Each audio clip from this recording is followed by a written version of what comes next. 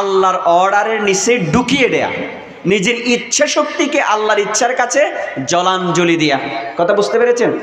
আল্লাহর হুকুমে সব কাজ করা। ইসলাম শব্দটাকে আরো সহজ করে আমরা আমাদের নিকটে নিয়ে আসি।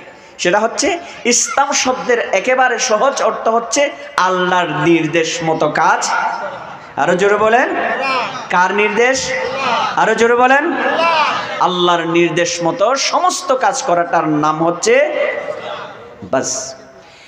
এবার শুনবেন, আল্লাহ রাব্বুল আলামিন কোরআনে কারীমে বলছেন, আল-ইয়াওমা আকমালতু লাকুম দীনাকুম ওয়া আতমামতু আলাইকুম নি'মাতি ওয়া রাদিতু লাকুমুল ইসলাম দীনা।